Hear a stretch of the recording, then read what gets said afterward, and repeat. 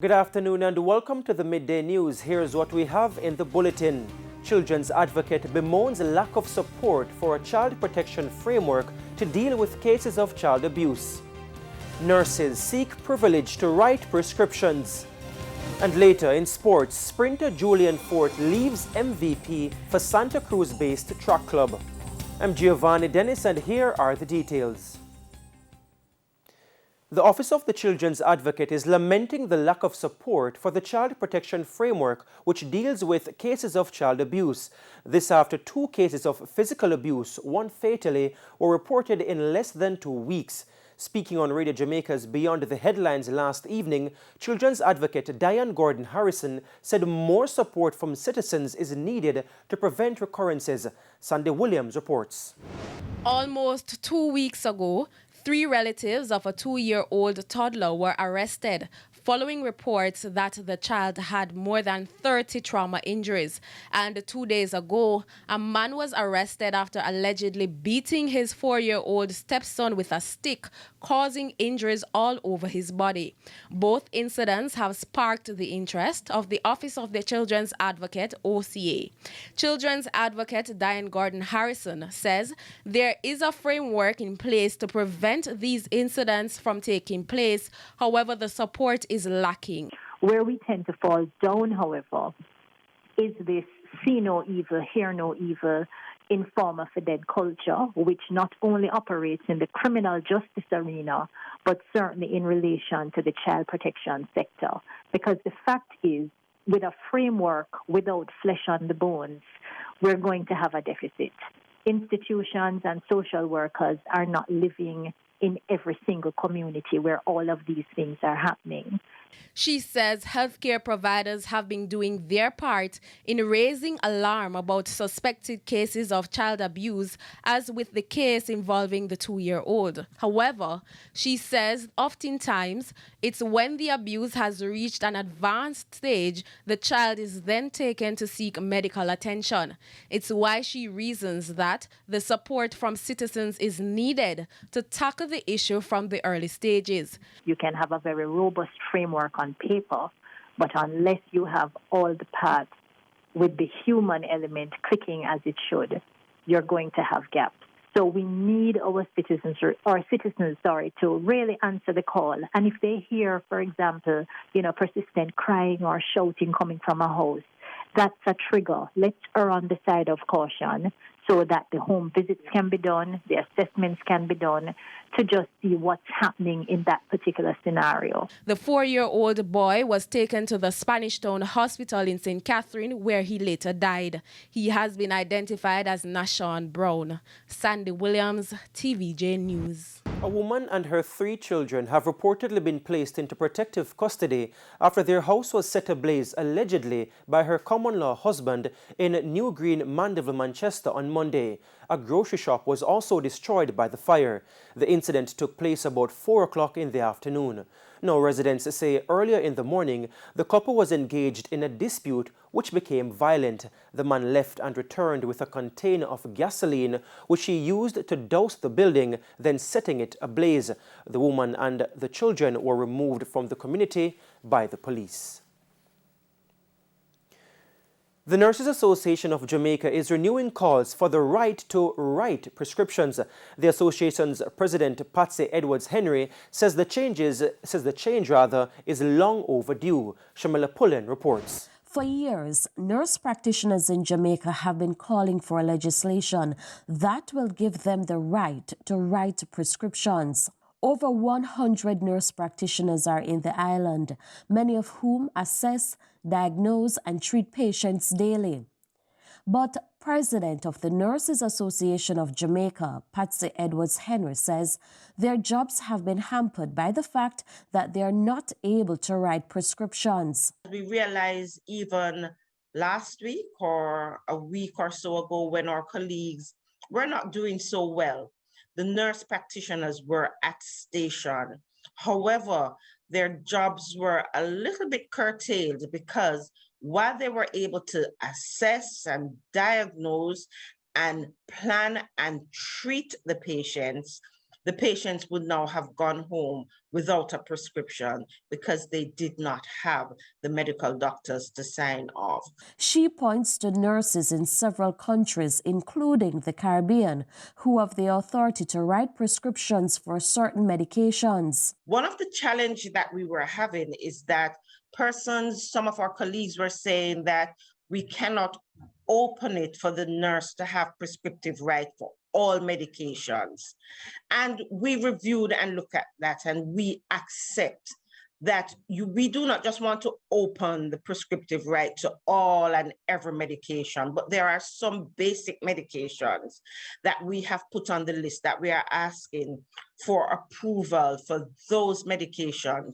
So it is not just a wholesale prescriptive right, it is prescriptive right for specific medications. The NAJ president says dialogue has started with the various nursing groups and the Ministry of Health, but they have been challenged by several roadblocks. The Nurses and Midwives Act of 1964 is to be amended to include these practitioners. All of that was done. It actually went to the Parliamentary Council of the Parliament and it was accepted. However, a job scope document was requested. This document was worked on and submitted to the Ministry of Health and Wellness, and we're waiting now on the sign-off of that document. Mrs. Edwards-Henry is hoping good sense will prevail and the nurse practitioners will be able to get prescriptive rights soon. Shamela Pullen, TVJ News. Meanwhile, the NAJ president gave an update on the nurse migration and wages. We continue to have nurses leaving our shores. We have been offered the 2.5%. We have written, rejecting. We have our proposal ready and waiting to be called by the Ministry of Finance. We have written to say that we are ready to meet and to have the dialogue. We have not yet heard from the Ministry of Finance. And speaking of wages, the Police Federation has joined the other groups complaining about the government's wage offer. The issue was discussed on Power 106's morning agenda. The Police Federation and the Nurses Association of Jamaica have deemed the wage offer by the government inadequate. They are urging Finance Minister Dr. Nigel Clark to come forward with details of a new deal. They continue to reject the 2.5% wage increase proposed for public sector workers. Following its outright rejection of the offer in May, the Federation in particular is now calling for quick action from the Finance Ministry, no later than August. The government prioritizes what it wants to prioritize, and all we seem to say is that we are not being unreasonable. There must be a middle ground. Chairman of the Police Federation, Corporal Rowan James, continues to press for a better offer because of what he calls the depreciated spending powers of the police. The constable, who is significantly affected, will be afforded some spending power that they can live in environments conducive that they can carry out their functions as police officers without compromise. Also in support of an improved wage deal is the president of the Nurses Association of Jamaica, Patsy Edwards-Henry. She explained that Level 1 nurses are finding it increasingly difficult to survive. Right now, the Level 1 nurse, once she leaves school with her degree, she does not qualify for a house. So the Level 1 nurse doesn't see how she can live in Jamaica, raise children. How do we raise children when we have nowhere to live and the salary that we're getting is not livable? The NAJ president believes a large number of nurses who leave Jamaica for other jurisdictions are doing so because of better living conditions.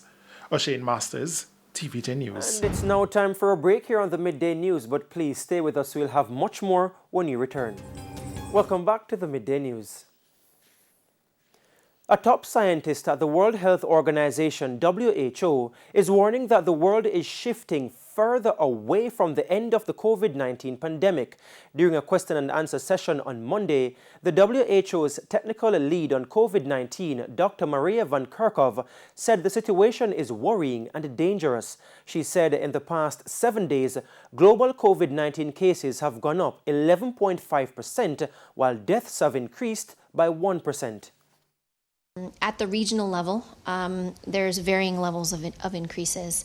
20% increase, almost 21% increase in Europe in the last week.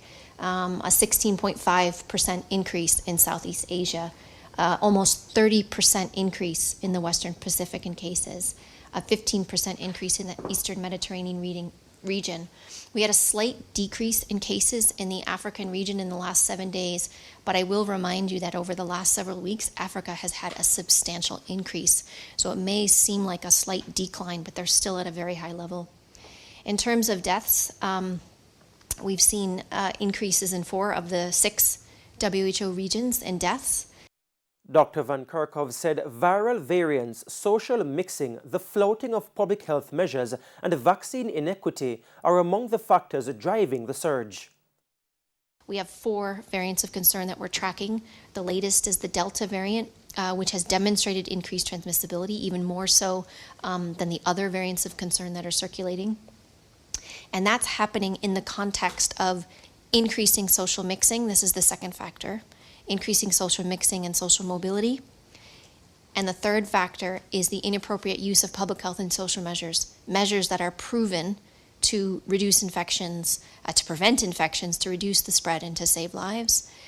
And the fourth challenge, the fourth factor that we see is a highly susceptible global population because we have a really gross inequity of vaccine distribution. And sticking on COVID-19, the country recorded 62 new cases on Monday. The overall case count is now 51,282. This brings the positivity rate to 6.5%. 1 new death was recorded, pushing the death toll to 1,158. Meanwhile, 100 persons remain in hospital. 11 are critically ill. There are 3,046 active cases. All hearings at the Portland Parish Court have been suspended following a strike by staff members this morning over improper ventilation at the facility. The staff members who have to attend court on a daily basis complain that the condition is getting unbearable. It's understood that the air conditioning unit has been down for some time now. To dress a particular way in jacket and tie, and they want the ladies to make sure you have on jackets or you're wearing, pants. So if your skirt too short, the skirt would be easier for us, because proper ventilation. But they want us to wear proper clothing, and if we're expected to dress in the colonial dress in the tropics, at least give us air condition where we can be properly, we can be relaxed under these circumstances, but it is unfair. Attorney at law Carl MacDonald says the Ministry of Justice is aware of the matter. However, nothing has been done.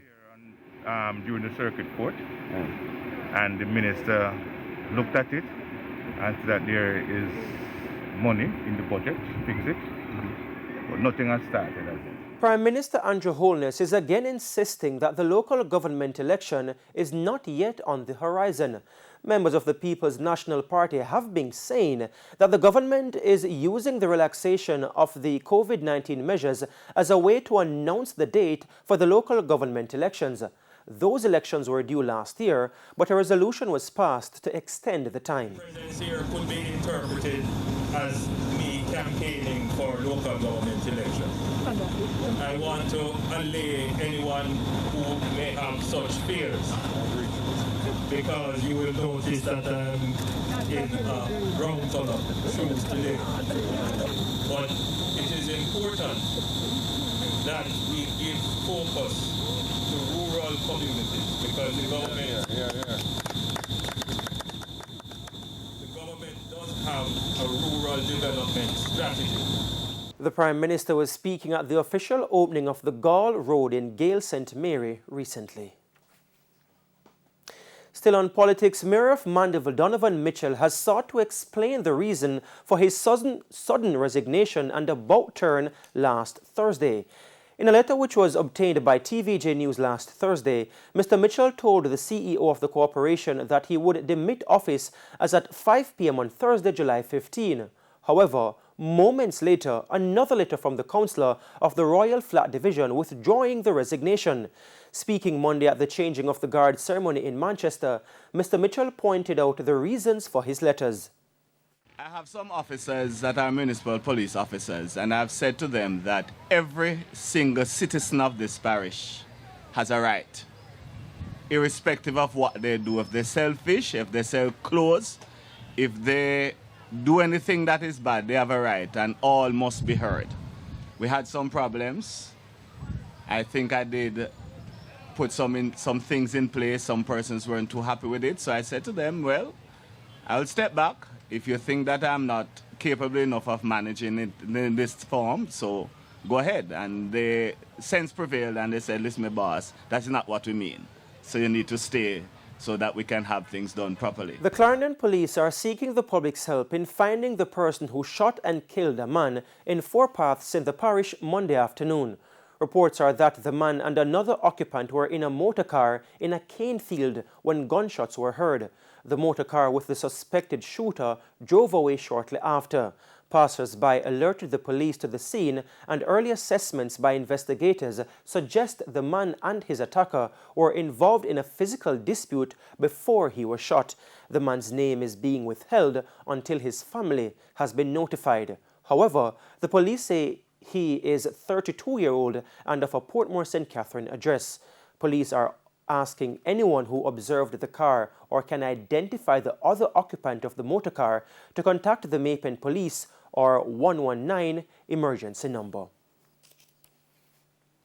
And it's now time for the Business Minute. Here's Cody and Barrett. In the world of business, the Bound Brook Industrial Estate in Port Antonio, Portland, is to undergo major redevelopment in a bid to transform the area into a $1 billion state-of-the-art integrated business complex.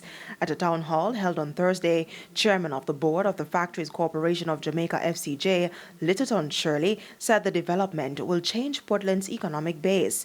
It is also expected to attract investors and provide for the integration of all government agencies under one umbrella, along with private sector businesses in an area ideal to foster economic growth and job creation. And in business internationally, Amazon founder Jeff Bezos and his crew successfully completed a space lift on Tuesday, an historic suborbital flight that helps to inaugurate a new era of private commercial space tourism. The flight was 11 minutes and went up more than 60 miles above the Texas desert aboard his space venture Blue Origin and returned safely to Earth. This joyride to space came only 9 days after British billionaire Richard Branson successfully flew to space with his company Virgin Galactic. Blue Origin announced it is open for ticket sales. Those interested in flying on a future Blue Origin flight were asked to send the company an email, but they did not divulge how much a ticket will cost. And that's it for the Business Minute. I'm Cody Ann Barrett. Now is a look at the top regional and international stories. The Caribbean Community CARICOM will be sending an observation mission to monitor the general election in St. Lucia, which will be held on July 26. The mission will monitor the election campaign environment and the voting process, including the opening of the poll, the casting of votes, the closing of the poll, and the counting of ballots. The 10 members of the observation mission will arrive in St. Lucia between July 20 and 22 and will depart on July 28 and 29. At least 43 candidates have been registered to contest the general election. It will be a face-off between the two dominant political parties for control of the 17-member parliament. News on the international scene.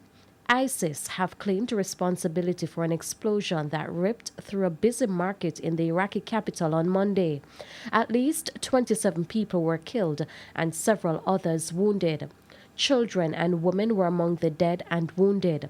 Police officials said a number of shops and stores were also damaged in the blast. ISIS in a statement said that the attack was carried out by a suicide bomber wearing an explosive vest. The terror group provided no evidence to support the claim. And that's it for your international roundup. I'm Shamela Pullen. And we now head to a quick break, but when we come back, Renata Brown will have your midday sports. Welcome back. It's now time for your midday sports. I'm Renata Brown. The chief of the Tokyo 2020 Organizing Committee on Tuesday did not rule out cancelling the Olympics if COVID-19 cases spiked as more athletes tested positive for the virus and sponsors ditched plans to attend Friday's opening ceremony. Asked at a news conference if the global sporting showpiece might still be cancelled, Toshiro Muto said he would keep an eye on infection numbers and liaise with other organizers if necessary. Muta said they will continue discussions if there is a spike in cases. A spokesman for Tokyo 2020 later said organizers were concentrating 100% on delivering a successful games. There have been 67 cases of COVID-19 infections in Japan among those accredited for the games since July 1, when many athletes and officials started arriving.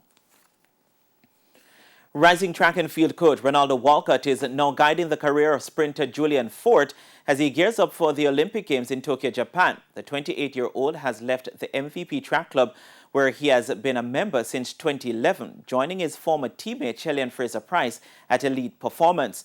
The former Wilmers boy standout has a personal best of 9.91 seconds in the 100 meters and 19.97 in the 200 meters, but has struggled with injuries over the past couple seasons. Fort, who pulled up during the final of the 200 meters at the recent national championships, was named in the team to the Olympic Games. Football now. Reggae Boys head coach Theodore Whitmore could make as many as 7 changes to the team that started their last game as they face Group C leaders Costa Rica in the CONCACAF Gold Cup this evening starting at 6 p.m. TVJ Sports understands Adrian Mariappa, Kemar Lawrence, O'Neill Fisher, Devon Williams, Tariq McGee, Andre Gray, and Junior Flemings could be given starts. Those players are expected to join Captain Andre Blake, Damian Lowe, Daniel Johnson, and Leon Bailey in Whitmore's starting 11. Though not naming the players, the 1998 World Cup goal scorer did confirm on Monday that changes were coming. Get the right chemistry, the right cohesion. We're trying to connect from back to middle to forward. It's not there as we want it to. But again, game by game, we want to improve. And the Costa Rica game is nonetheless. Both teams have already qualified for the quarterfinals with the onus now on who will finish top of the group. With just one win in their last 11 one-day international games against Australia, the West Indies will go in search of a victory in the ODI series. That's the first ODI starting today in Barbados, and that game comes up at 1:30. However, after a good showing in the 2020 internationals, the Caribbean side is confident of starting with a win. But captain Karen Pollard, who has recovered from a hamstring injury, is focused on getting the basics right, especially the batting. But in terms of from a batting perspective, that's international standards, 300, 320, 330. So we had started off this quest when we first started a couple of years ago of trying to find the right balance and combination. I think we have sort of found that, and now it's a matter to know the next step, which is to consistently hit those targets. So again, as I keep saying, work in progress, and I think we have the personnel within the dressing room to do that. But we still have to go and play each ball on its merit. We still have to respect conditions, and we still have to respect our positions. As we said before, the game goes off at 1:30 Jamaica time. And finally, Jamaican Waver Hines will serve at least another term as president of the West Indies Players Association, WIPA, after all members of the executive were returned unopposed at a virtual general meeting on Monday. Another Jamaican in Wayne Lewis joins Hines for a 5th consecutive term as honorary secretary. Nix McLean will continue as vice president, Liam Sebastian as assistant honorary secretary, and Ridley Jacobs as treasurer for the 4th consecutive term. And that's it for your midday sports. I'm Renardo Brown. Giovanni, it's back to you. Thanks so much, Renardo. And that's how we end the midday news. I'm Giovanni Dennis. Please join us at 7 for primetime news. On behalf of the news, the sports, and the production teams, have a good afternoon.